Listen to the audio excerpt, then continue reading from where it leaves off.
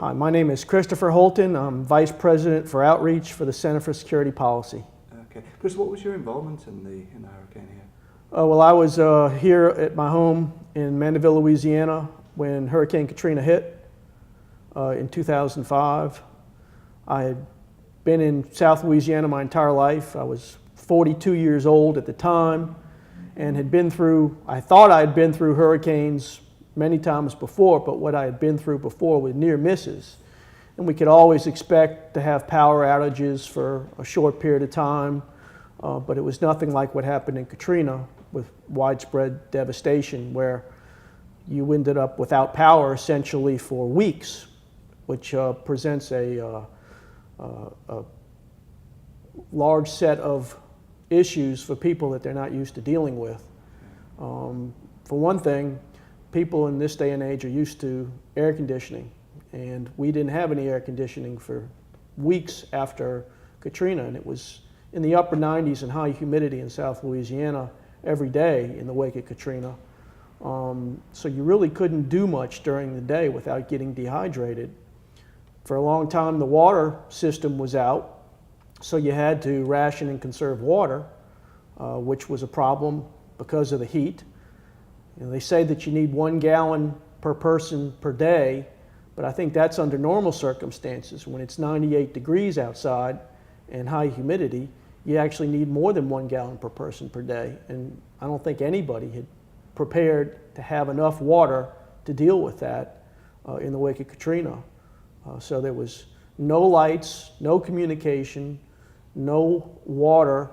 And then another thing that happened was that the cell towers at that time were operated off of propane generators. So they only operated about 3 hours after the power went out.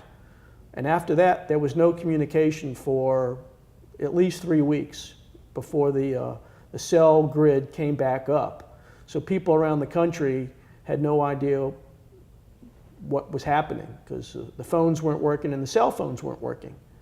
But I think the overall story is that the inability of the infrastructure to deal with this devastation, whether it was from the flood wall and the levee breaking in New Orleans, or simply power and cell service going out around the whole region for long periods of time.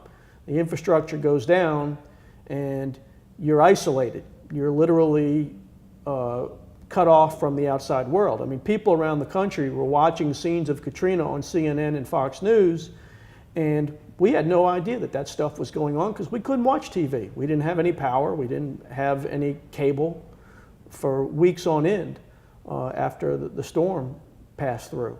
In my subdivision where I live, I probably am about 1/4 of a mile from the entrance to the subdivision, and there were at least 40 trees down across the road.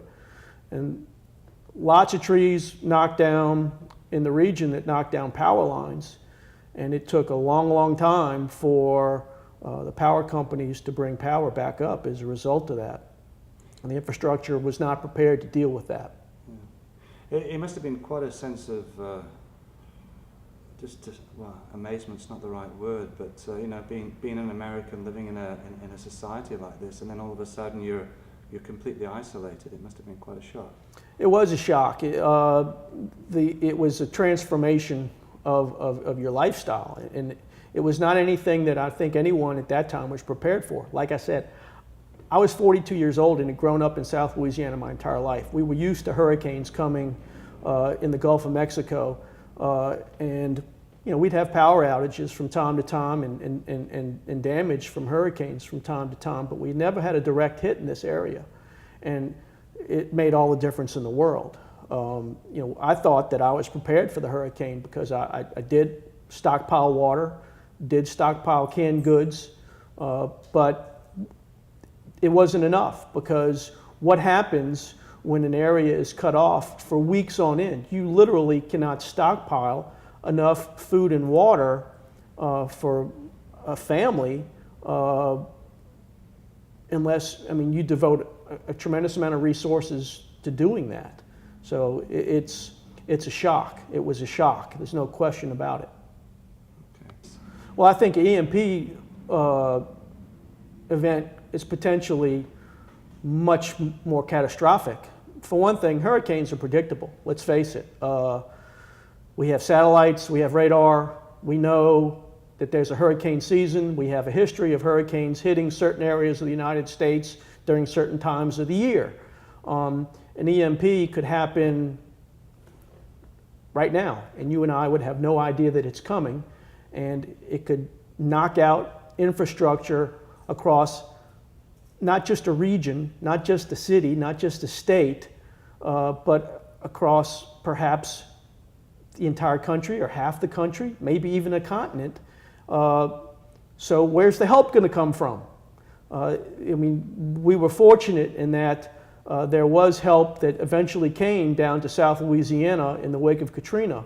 But in the event of an EMP, everybody's affected. Where's the help going to come from? It's much more catastrophic potentially than a hurricane event, in that a hurricane event can be localized at least. One of the things that people don't realize that happens in a power outage is that if you have food in a refrigerator or a freezer, that spoils, and that becomes a health issue. I was always told that in the event of a power outage, that food would keep in a freezer or refrigerator if you left it closed for 48 hours. But what happens when your power is out for 3 weeks or 6 weeks? That food's going to go bad. And let me tell you, I was part of a group of people in our area who cleaned up refrigerators for people because the smell got so bad, even from closed refrigerators. That's no fun.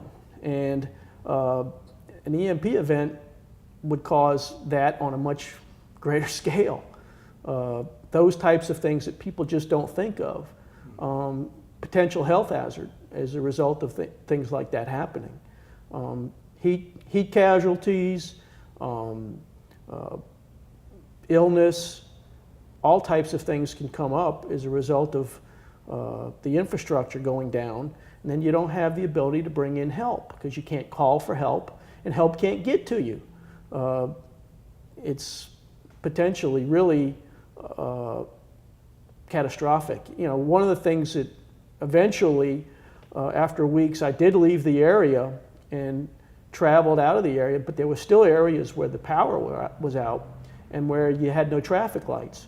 So I got off on a exit to try to find gasoline and off the interstate, and the traffic lights weren't working. So I sat in a traffic jam for about an hour and a half because traffic lights weren't working. And this was a long time after the storm had since passed. And then, of course, you can't find gasoline pumps that are working in a power outage situation. So you have to limit your movements because if you use up your gasoline, you may not be able to get more. There's a lot of things to consider that you just don't realize. And in an EMP situation, you can multiply Katrina times, 50, 100. So, I mean, you can stock up on tuna fish and have a can opener, but at the end of the day, it needs to be more of a kind of a structural. Well, yeah, I mean, you can stock up on MREs and canned goods and things, but I mean, you need a lot of them if there's not going to be any infrastructure for weeks on end, and of course, in the event of an EMP, it could be longer than weeks on end. But it's not an event like a hurricane. A normal hurricane situation in South Louisiana for the first 42 years of my life involved having enough canned goods and water for 2 or 3 days. Katrina was much worse. It was weeks on end where you needed food and water and non-perishables. But in an EMP, I mean, it would be not just possibly weeks on end, but months on end. And if you ran out, you may not be able to get more.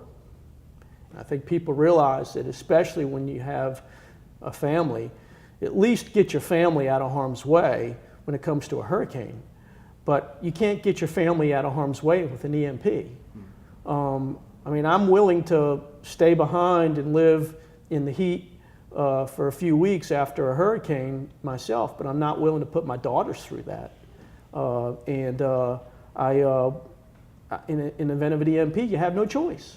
You're going to have to go through something like that, unfortunately. Yeah, yeah. What's the